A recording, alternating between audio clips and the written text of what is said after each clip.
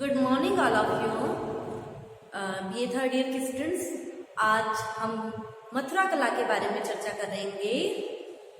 इससे पहले कल हम लोगों ने गंधार कला के बारे में पढ़ा था। गंधार और उसके आसपास के क्षेत्रों में जो कला विकसित हुई उसे गंधार कला कहा गया था।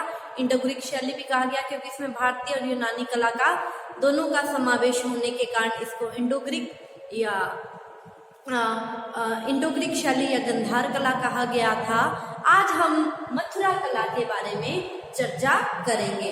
देखिए, कल की क्लास में हम लोगों ने जो गंधार कला पढ़ी थी, विषय तो क्या था, भारतीय, लेकिन जो बनाने का शैली थी, मूर्तियां बनाने की जो तरीका था वो यूनानी था, इसलिए इसे इंडो ग्रीक शैली भी कहा गया था।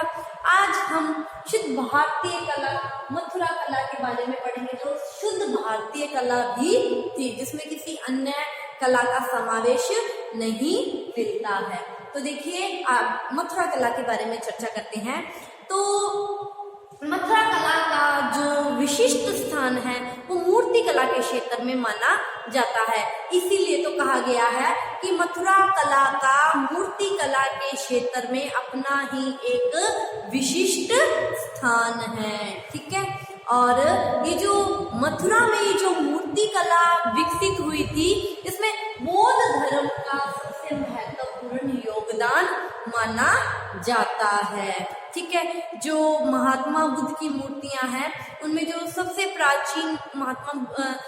प्राचीन मूर्तियां हैं वो इसी मथुरा कला से ही निर्मित है। या हम लोग कह सकते हैं कि मथुरा कला की जो सबसे प्राचीन मूर्तियां हैं वो महात्मा बुद्ध की मूर्तियां हैं। कई बार छोटा क्वेश्चन भी इस पे पूछ लिया जाता है। ठीक है, देखिए, बौद्ध धर्म से अगर हम पहले की बात करते हैं तो बुद्ध से पहले की अगर बात करते हैं तो ये जो मूर्तियां हैं ये लकड़ी की बनाई जाती थी।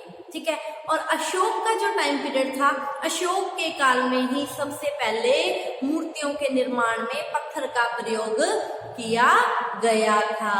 ठीक है, इसीलिए हमें अशोक के समय की ही मूर्तियां मिलती हैं। क्यों, उससे पहले लकड़ी की मूर्तियां मिलती थी, वो आज हमें उपलब्ध नहीं होती है। अशोक के समय में ही पत्थर का प्रयोग मूर्तियों के निर्माण में होने लग गया था, अतः हमें अशोक के काल की ही मूर्तियां मिलती हैं। ठीक है, तो हम लोग चर्चा इसी मथुरा कला पर ही कर रहे हैं। तो मथुरा कला के अंतर्गत जो मूर्ति कला विकसित हुई या जो मूर्तियां बनी इस कला के अंतर्गत, उसकी क्या विशेषताएं थी, क्या खासियत थी, उसके बारे में हम लोग देखते हैं। मथुरा कला की मूर्तियों की विशेषताएं। ठीक है, देखिए, मथुरा कला में जितनी भी मूर्तियां मिली हैं हमें, ठीक है, वो क्या है, उन मूर्तियों में आध्यात्मिकता पर बल दिया है। मतलब जितनी भी मूर्तियां मिली हैं वो आध्यात्मिकता, धर्म से संबंधित मूर्तियां मिली हैं, मतलब आध्यात्मिकता पर विशेष बल दिया गया है। ठीक है, और मथुरा कला की जो मूर्ति कला थी, इसकी जो दूसरी विशेषता थी, मूर्तियां क्या हैं, शालीन प्रतीत होती हैं। ठीक है, और शालीन, बहुत ही शालीन है, दिखने में ऐसे लगता है कि बस इनकी सादगी को देखते ही रहें। ठीक है, और तीसरी जो विशेषता है मथुरा कला की, उसमें क्या है, कला व धर्म का समन्वय मिलता है। समन्वय मतलब दोनों को एक किया गया है। एक तरफ तो बनाया, ये तो क्या है, कलाकारी की बनाना। ठीक है, और दूसरी ओर जो भी बनाया गया है वो उसका जो विषय है वो क्या है, धर्म। मतलब जितनी भी मूर्तियां बनी है वो धर्म से संबंधित मूर्तियां बनी है, अतः जो विषय है वो क्या है, धर्म। ठीक है, और जो बनाना, उसको बनाया गया है वो क्या है, कला। अतः मथुरा मूर्ति कला में कला और धर्म का समन्वय देखने को मिलता है।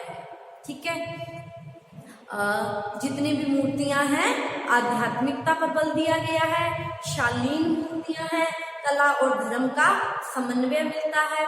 देखिए, एक और विशेषता भी है इसी के साथ कि मूर्तियों में कहीं भी, मथुरा में जितनी भी हमें मूर्तियां मिली हैं, मूर्तियों में कहीं भी शरीर के किसी भी अंग को नग्न नहीं दिखाया गया है। नग्नता युक्त किसी भी अंग को नहीं दिखाया गया है। हर अंग को क्या है, वस्त्र ओढ़े हुए दिखाया गया है। ये भी मथुरा कला की एक महत्वपूर्ण विशेषता मानी गई है। ठीक है। और अगर हम बात करें कि मथुरा कला की किसी मूर्ति के बारे में, तो देखिए अगर हम उदाहरण लें तो सारनाथ से प्राप्त हुई है मथुरा कला की, सारनाथ से प्राप्त महात्मा बुद्ध की मूर्ति। ठीक है।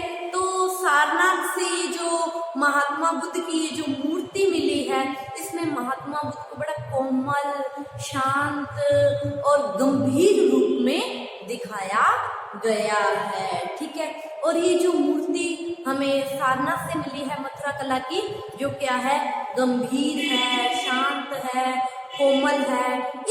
ये जो मूर्ति है हमें आध्यात्मिकता का संदेश दे रही है। मतलब उसको बनाया इस तरह से ताकि पता चल रहा है कि ये कोई धार्मिक व्यक्ति है जो लोगों को ज्ञान दे रहा है। मतलब मूर्ति को देख के ही पता चलता है ये मूर्ति क्या है, आध्यात्मिकता का संदेश देती हुई प्रतीत होती है। ठीक है। और इसके अलावा जितनी और भी मूर्तियां मिली हैं मथुरा कला से रिलेटेड, उन मूर्तियों में भी हमें कहीं भी अश्लीलता नहीं दिखाई देती है। सरलता, सादगी के गुणों का समावेश करके इन मूर्तियों को सुशोभित किया गया है। ठीक है। तो आइए अब अगली विशेषता देखते हैं मथुरा कला की मूर्तियों की। शारीरिक अनुपात। देखो मथुरा कला की जो मूर्तियां हैं, जो जैसे पत्थर होता है उसको तराश के ही मूर्ति बनाई जाती है। ठीक है। तो उस पत्थर को मूर्ति का आकार देने के लिए, या हम कह सकते हैं कि उसको शारीरिक तत्व प्रदान करने के लिए इन्होंने विमूर्ति वास्तव में ऐसी लगे कि हाँ ये मानव की मूर्ति है, दिखने में ही पता चले, तो मूर्ति को शारीरिक तत्व प्रदान करने के लिए उस पर बहुत अधिक छेनियां मारी गई हैं। ठीक है। तक मुखाकृति को देख के भी पता चलता है कि ये भारतीय व्यक्ति की मूर्ति है। ये मूर्तियां देखने पर भारतीय प्रतीत होती हैं। जैसे हम लोगों ने गंधार शैली में पढ़ा कि मूर्ति तो किसकी है, महात्मा बुद्ध की है, लेकिन उसकी मुखाकृति यूनानी देवता अपोलो जैसी लगती है। ठीक है। लेकिन ये जो मथुरा शैली की मूर्तियां हैं, इनकी जो मुखाकृति है बड़ी ही सरल और भारतीय प्रतीत होती हैं। ठीक है। और इस मूर्तियों में शरीर के जो अंग बनाए गए हैं उनमें शारीरिक अनुपात रखा गया है। मतलब कहने का भाव है, ना ही किसी अंग को ज्यादा बढ़ा चढ़ा के दर्शाया गया, ना ही किसी अंग को छोटा दिखाया गया है। शरीर के अंगों में एक अनुपात रखा गया है। कोई भी अंग अनुपात से ज्यादा बड़ा छोटा नहीं दिखाया गया है। ठीक है। और ये जो मथुरा शैली की मूर्तियां हैं, ये गंधार शैली की मूर्तियों से दिखने में ज्यादा अच्छी दिखाई देती हैं। ठीक है। अगली विशेषता है नैतिकता पर बल। ठीक है। मथुरा कला की जो मूर्तियां हैं, इसमें सुंदरता को प्रदर्शित करने की बजाय नैतिकता पर ज्यादा ध्यान दिया गया है। ठीक है। और मथुरा कला की जो महात्मा बुद्ध की मूर्तियां मिली हैं, उनमें कई मूर्तियां हमें केश युक्त मूर्तियां भी मिली हैं। केश मतलब बाल, केश युक्त मूर्तियां भी मिली हैं। और महात्मा बुद्ध की जो मूर्तियां मिली हैं, ये लाल बलुआ पत्थर से निर्मित की गई हैं। और इनमें कई मूर्तियों में क्या है कि महात्मा बुद्ध को दाहिने कंधे पर शूल लिए हुए दिखाया गया है। ठीक है। तो ये हम लोगों ने मथुरा कला के बारे में पढ़ा। ठीक है। कि मथुरा कला का मूर्ति कला में एक विशेष स्थान रखती है अपना, और इसके प्रचार प्रसार में बौद्ध धर्म का महत्वपूर्ण योगदान रहा। हम लोगों ने इनकी विशेषताओं के बारे में पढ़ा कि मूर्तियां धर्म से संबंधित हैं, शालीन है, सुंदर है, नैतिकता पर बल दिया गया है, और शरीर के प्रत्येक अंग को अनुपात के हिसाब से बनाया गया है। तो ये आज हम लोगों ने मथुरा कला के विषय में पढ़ा। तो आज की क्लास में इतना ही। कल हम नई क्लास में नए टॉपिक के साथ मिलते हैं। तो आप इसका एक बार स्क्रीनशॉट ले लीजिए। Thank you all of you.